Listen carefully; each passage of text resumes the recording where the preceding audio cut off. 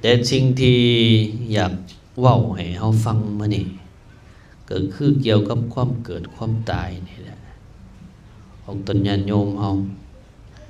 พวกพ่อพวกแม่เฮาให้สังเกตเบิ่งโลดแต่เฮือนตายนี่เพิ่นจะเอาธรรมสั้นสูงมาสวดแต่บ่ได้ศึกษาหำเฮียนเขียนอ่านนี่ธรรมสั้นสูงคือธรรมแนวใดคือหมวดที่อยู่ในอภิธรรมคำสอนของพุทธศาสนาเฮามันจะมีอยู่3ภาคส่วนใหญ่ๆภาคส่วนหนึ่งวินัยปิฎกภาคส่วน2คือสุตตันตปิฎกภาคส่วน3นี่คือพระอภิธรรมปิฎกที่ยังคู่สูตรไม่ได้อภิธรรมใดกุศลธัมมาอกุศลธัมมาอัปยากตาธัมมาอันนี้ไม่ได้อภิธรรมใดอภิธรรมกับอันอื่นมันต่างกันจังใดอภิธรรมนี่คือธรรมละเอียดธรรมลึกซึ้งบ่อิงบุคคลตัวตนเฮาเขาแต่ว่าถึงสภาวะธรรมล้วนๆความเป็นไปของสังขารให้เฮาเข้าใจนะเป็นหยังจริงยังไงเฮาเข้าใจตัวนี้พวกพ่อพวกแม่เฮายังให้เข้าใจธรรมที่เป็นละเอียดเป็นสภาวะธรรมเพราะอยากให้พวกเขานี่เรียนรู้คาถากันตายเฮานี่อยากตายบ่พวกพ่อพวกแม่เฮา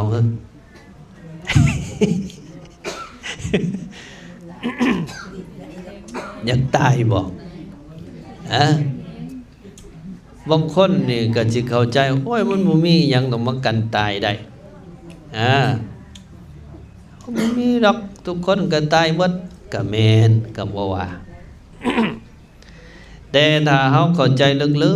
กๆตามหลักพุทธศาสนานี่พวกพ่อพวกแม่เฮากันตายได้นะพวกพ่อพวกแม่เฮา เด้เอาถามคืนถ้าเฮานี่อีหยังตายบ่อีหยังตายรูปโสมห่างกายเพิ่นว่า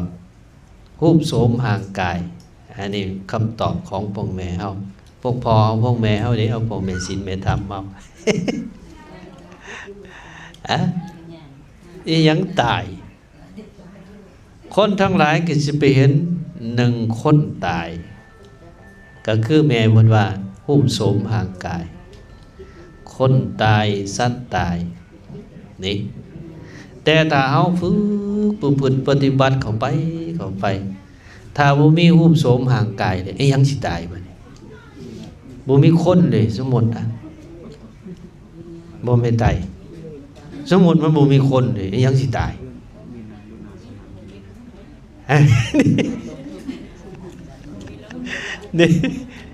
นี่ถ้าบ่มีรูปโสมบ่มีคนเลยยังสิตายก็บ่มีตายนี่เพิ่นอยากให้เฮาผู้ปฏิบัติให้เข้าถึงความบ่มีตัวตนบ่มีคนบ่มีเฮาบ่มีเขามันก็สิบ่มีตายนี่ในสภาวะธรรมจริงๆนะเห็นบ่ในบทสูตรบทท้ายๆจริงว่าอนิจจาวัตสังขาราอุปัฏฐวายธัมเมโนอุปชิตตวานิรุชชันติเตสังวูปสมุสุโขไอ้วักนี่นะ อยู่มองได้กะสูตรทั้ง3เถื่อบ่ได้เป็นหยังก็บ่สูตรเถื่อเดียว ครูบาอาจารย์เฮาน่ะอันนี้หลักคาถากันตายเตสังวูปสมุสุโขนะแปลเป็นบ้านเฮาว่าการเข้าไปสงบระงับสังขารเป็นความสุขอย่างยิ่งพวกเฮาเข้าไปสงบเข้าไประงับบันไดละบ่เข้าไปสงบบ่ให้เกิด มีเฮาบ่ให้เกิดมีเขาบ่ให้เกิดมีหักบ่ให้เกิดมีซังบ่ให้เกิดมีเครียดมีขมเฮาเฮ็ดได้แล้วบ่ไอ้ตัวนี้แหละที่พระสงฆ์องค์เจ้าอยากให้ถ้าเฮาเข้าถึงถ้าเฮาเข้าไปสงบระงับบ่มีเฮาบ่มีเขาบ่มีตัวบ่มีตนบ่มีคนบ่มีสัตว์มันก็สิบ่มีแนวตายแต่เฮาจะประพฤติปฏิบัติถึงได้ถึงสภาวะธรรมตัวนี้ได้แนวใดในทางพุทธศาสนาเพิ่นให้เจริญภาวนาเจริญภาวนาเอาง่ายๆก็ได้ไหวพระสวดมนต์ได้นั่งสมาธิพิจารณาเห็นสภาพสังขารทางกายที่ว่าอนิจจาวัฏสังขาราเห็นความบ่เที่ยงนี่เห็นความทุกข์เห็นความโมเมนต์ตัวโมเมนต์ตนเป็นยังไงพิจารณาเนี่ยนี่นะถ้าเฮาเฮ็ดได้นะพวกพ่อพวกแม่เฮาอยู่เนื้อเกิดเนื้อตายได้อีหลีได้นี่สิ่งที่ตายไปก็แบบที่แม่เพิ่นว่านั่นนะรูปโสมร่างกายนี่ก็ตายแต่ว่าจิตใจของเฮาน่ะมันอยู่เหนือสิ่งนี้พระพุทธเจ้าเราพระอรหันต์นี่อยู่เหนือความรู้สึกที่เป็นตัวเป็นตนอยู่เหนือสมมุติบัญญัติอันนั้นแหละมันอยู่เหนือตายพวกพ่อพวกแม่เฮานี่เพราะฉะนั้นนี่ถ้าผู้ใดอยากกันตายเด้อผู้ใดบ่อยากตายละให้ประพฤติปฏิบัติแบบนี้ให้มีเตสังวูปสโมสุโขเข้าไปสงบเข้าไประงับความเป็นตัวเป็นตน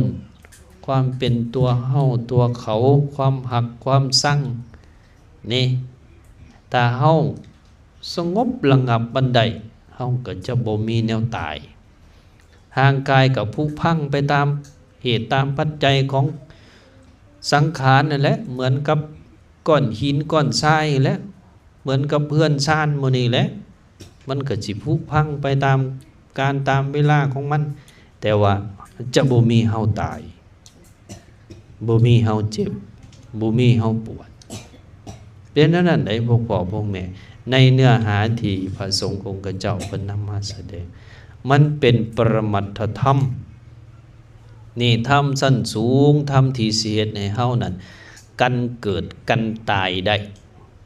อันนี้ฝากไว้เป็นข้อคิดพวกพ่อพวกแม่เฮาเนาะเอาละเนาะเว้านั่นเว้านี่ให้พวกพ่อพวกแม่เฮาเป็นข้อคิดก็สมควรแก่เวลาแต่สุดนี้ก็ขออ้างเอาบุญกุศลคุณงามความดีทั้งหลายที่พวกลูกหลานผู้อยู่เบื้องหลังได้กระทำมาแล้วให้เป็นเดชะเป็นตบะมาปกป้องคุ้มครองให้พวกเฮาอยู่ดีมีแห้งแล้วก็โดยบุญกุศลนี้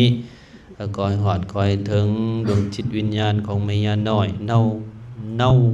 าวันลังสีเนาะถ้าเพิ่นตกทุกข์ก็คอยพ้นจากทุกข์หากมีสุขแล้วก็คอยสุขยิ่งๆขึ้นไปเด้อ